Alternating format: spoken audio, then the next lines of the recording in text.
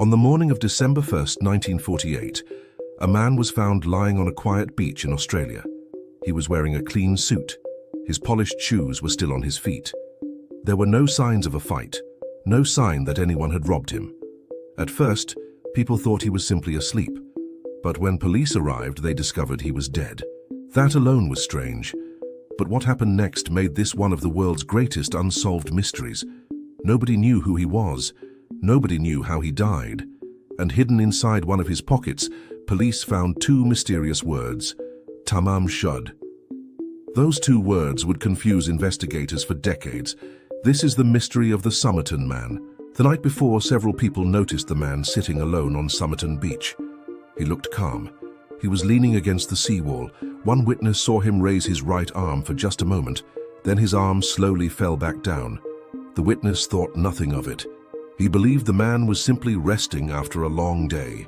No one knew those would be the last movements anyone would ever see. Police carefully searched his pockets, but something was missing. There was no wallet, no passport, no driver's license, no papers with his name. There was nothing that could tell police who he was. His clothes looked expensive. He appeared healthy. He looked like an ordinary businessman, but nobody recognized his face. It was as if he had appeared from nowhere. Then investigators noticed something even stranger. Almost every label had been carefully removed from his clothes. His jacket, his pants, even his tie. Someone had taken the time to cut them away. Without those labels, police could not learn where the clothes were made. They could not trace where they had been sold. It was as if someone wanted to erase every clue that could identify him. The mystery was only getting deeper. The mystery became even stranger a few days later. Police searched the city's train station. There they found a brown suitcase that they believed belonged to the unknown man. Inside were neatly folded clothes. There were shaving items, tools, and other personal belongings. At first, detectives hoped the suitcase would finally reveal his name. But instead it created even more questions. The detectives searched every item inside the suitcase. Just like his clothes, many labels had been carefully removed. Shirts, towels, even other personal items. Someone had gone through great effort to hide where they came from. A few pieces of clothing had a name stitched inside. The name was T. Keane. Police searched across Australia. They found real people with that name, but every one of them was ruled out. It was another dead end. Months passed. Then, during another careful examination of the man's clothes, police noticed something unusual. Inside the waistband of his pants, there was a tiny hidden pocket. It was so small that it could easily be missed. Inside that pocket, investigators found a tiny rolled-up piece of paper. Only two words were printed on it: Tamam Shud. The words came from the last page of an old Persian poetry book. They mean it is finished. That tiny piece of paper would become one of the most famous clues in criminal history. Police now had one important question: where had the paper come from? Investigators searched everywhere for the missing book. Then something unexpected happened. A local man came forward. He said he had found an old poetry book inside his unlocked car. When detectives examined the book, they made an incredible discovery. The last page had been carefully torn out. It matched the tiny piece of paper found in the hidden pocket. But that was not all. Inside the back of the book, someone had written a strange code. When detectives looked inside the back cover of the book, they found something unexpected. Someone had written 5 short lines of letters. It looked like a secret code.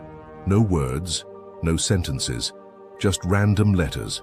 Experts from around the world tried to solve it. The military examined it. Code experts studied it. Even today, no one knows what it really means. Some believe it was a secret message. Others think it was only meaningless writing. The truth remains unknown. There was another surprise.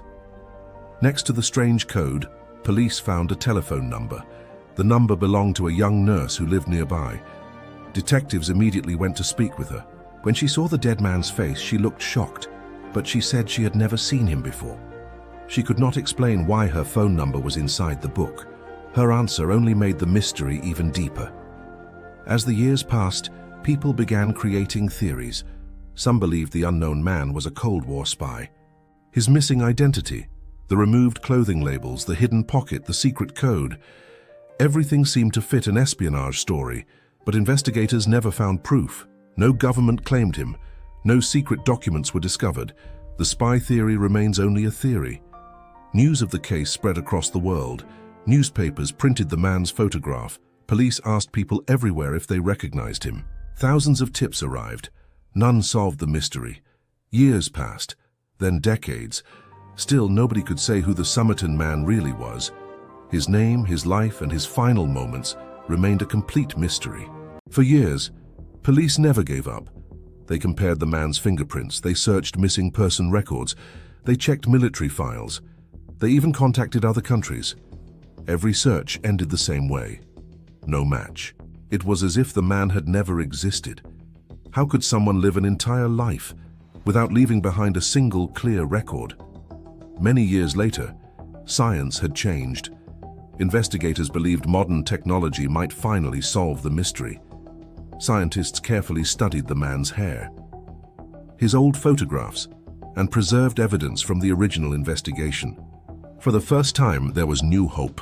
Perhaps modern science could answer the questions that police in 1948 never could.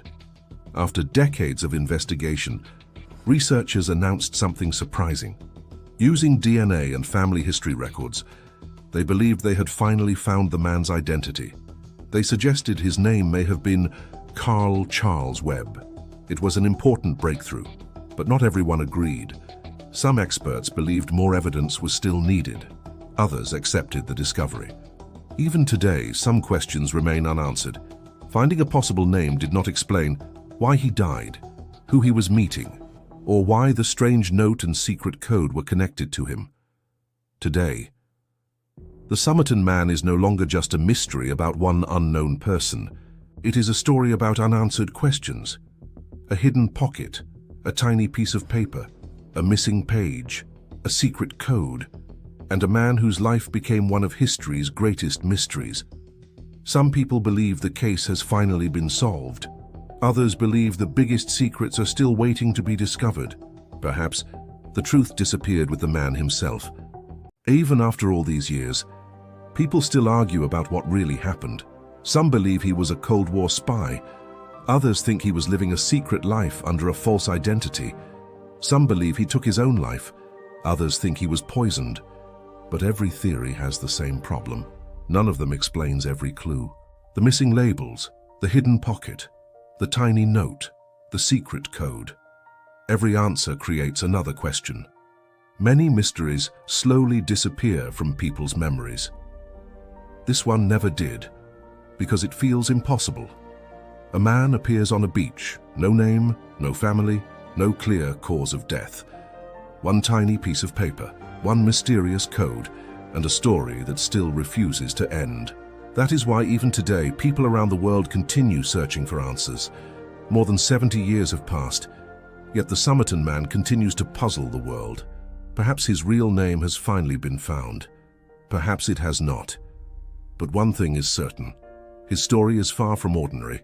A man with no identity, a hidden pocket, a missing page, a secret code, and two simple words, Tamam Shud.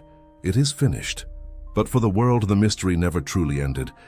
If you enjoy real mysteries that remain unsolved to this day, make sure to subscribe, because sometimes the strangest stories are the ones that actually happened.